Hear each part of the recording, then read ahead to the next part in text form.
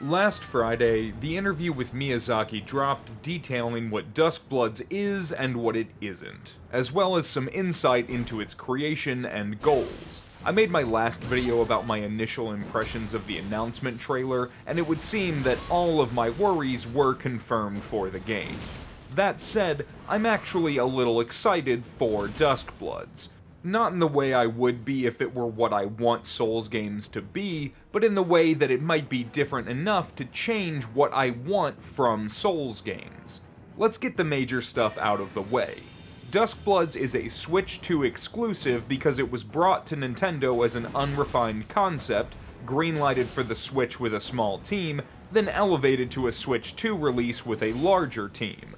No word on how permanent the exclusive will be, but if Nintendo feels it's a valuable, console-defining release, I'm doubtful it'll get the Monster Hunter Rise treatment. Like I said in my last video, that really stings and has a ruinous effect on the game for many people, myself included. It won't stop me from playing it, assuming I can afford a Switch 2 post-tariff, but it will severely hamper my ability to enjoy it. As a multiplayer game, I want to play Duskbloods with my friends and my community. I can't ask them to buy Switch 2s just to please me. I mean, I can, but I shouldn't. But I might, and I probably will. But that's not the only issue. I love my PC. I built it in a cave with a box of scraps. I hate playing on anything that isn't my PC. It's a much worse experience basically every time, from controller to quality.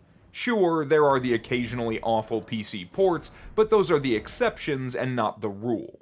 And because this is a multiplayer game, seemingly exclusively, I don't see emulation saving the day here. It's far from impossible, but I'd be lying if I said I believed anything other than playing on a Switch 2 would get us the full experience. At least, at release, and likely well beyond. Basically, even if I wanted to buy a Switch 2 for some other games, I would never want it to be my primary gaming console, and neither does anyone I know.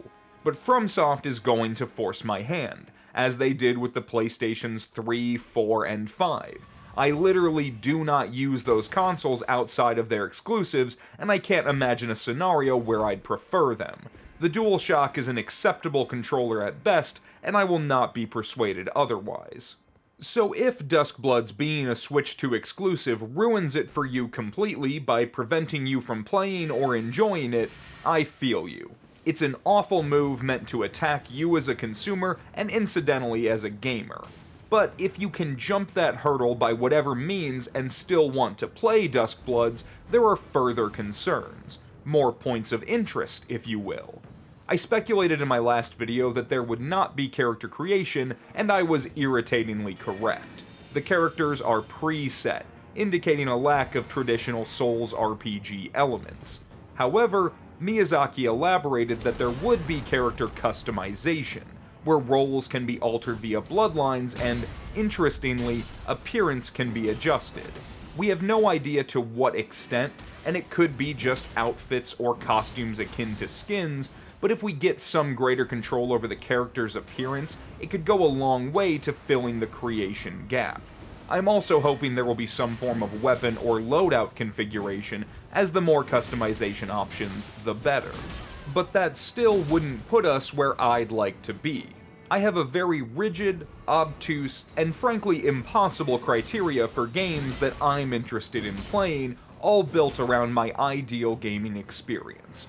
For a title to appeal to me in full, it must include all of the following: character creation and customization, build making via stats and equipment, single player, multiplayer, cooperation, PvP, swords, no obtrusive microtransactions or pay-to-win implementations, full controller support, availability on PC, engaging action or turn-based combat, and last but not least, be of subjectively high quality. In short, I can literally only play Souls games and nothing else even comes close. I know, I should play Lies of P, and as soon as they let me make my own guy and invade people, I will. But until that time comes, and I'm assuming it won't, it's a pass for me. It's just too similar while lacking the things I care about most. And I know how much I miss out on having such strict criteria. I don't like it either, but it's the reality of how I enjoy games. Otherwise, I spend the whole time headcanoning how much more I would enjoy it if it just fit all of my stupid requirements. And I do make my fair share of exceptions for older or weirder titles, things that I like because they have a smaller commitment and there's something they do really well that I want to explore. That could easily apply to lots of games, and I'm simply picky about what appeals to me most. I still haven't played through Sekiro because I just have no interest.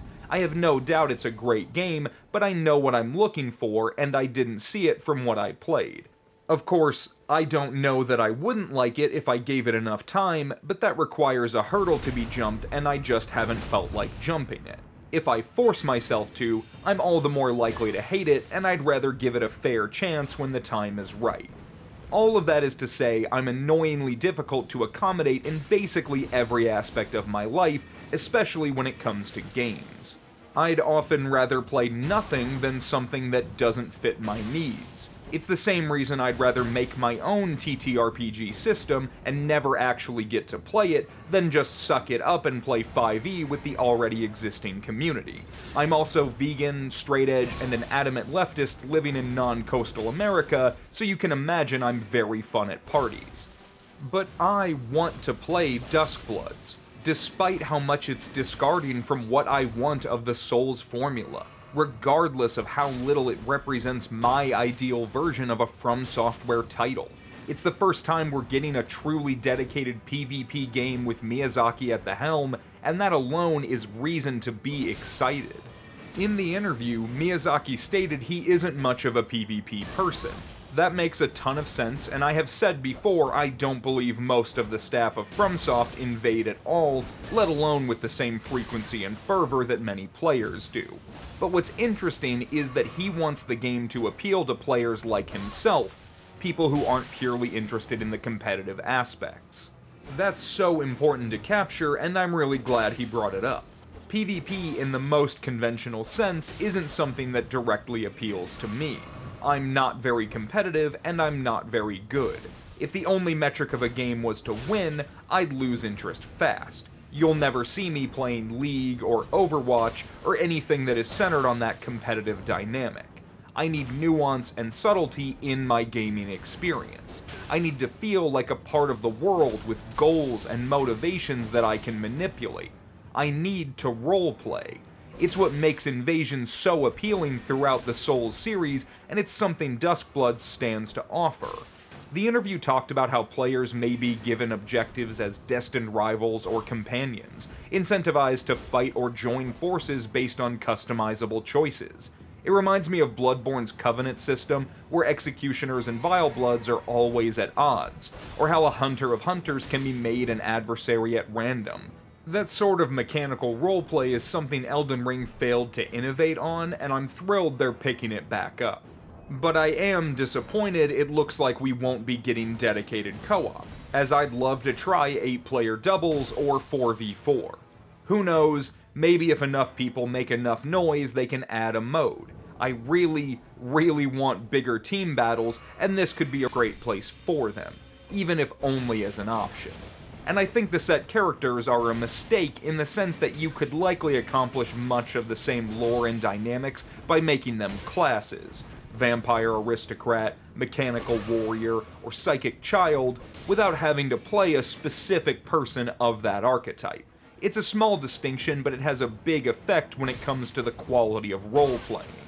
I can't imagine D&D having the same cultural impact if you could only ever play as Drizzt or other named heroes, much in the same way I think Zelda is hampered by only having a single protagonist in Link, who becomes less of an avatar for the player with each entry.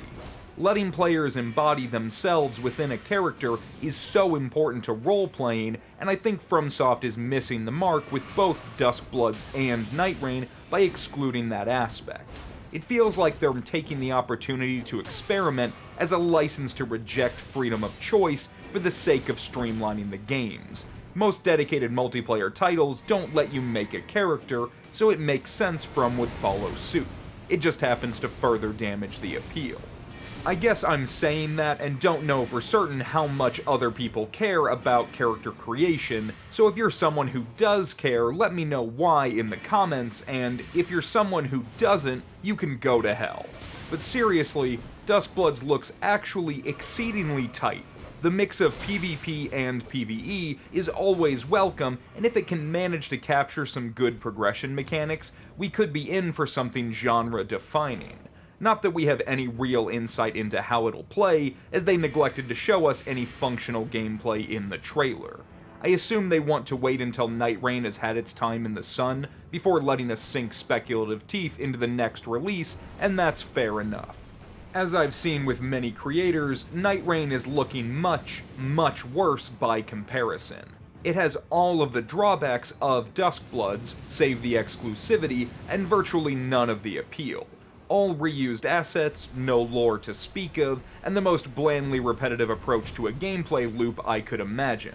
Of course, I can't know anything for sure until it releases, but I don't think I'm alone in saying out with the Night Rain, in with the Duskbloods. And I am still legally excited for Night Rain. I will play it, and I will have fun, just as I did with the network test. It's just not a very interesting game, especially when compared to Duskbloods. Like, if the roles were reversed and Night Rain was announced as a Switch 2 exclusive, I don't know that I'd play it. It doesn't offer anything of clear value compared to what we already have with Elden Ring, and I'm confident FromSoft knows that. There's a reason they feel perfectly comfortable locking down Duskbloods behind a $600 paywall while releasing Night Rain for $40. Duskbloods might actually be 15 times better, and that alone is a hilarious metric to consider. I want to talk about more things with Duskbloods, like the summons, the setting, and the combat, but I think I'll focus on those in another video. For now, let me know how you're all feeling now that the dusk has settled in the comments. Are you annoyed they aren't giving us more RPG elements, or are you thrilled they might actually balance their PvP for once? Like the video if you're sold on Duskbloods, dislike it if you're a big fan of fascist trade wars, and subscribe to follow me on my descent into madness. Until next time, thank you for watching.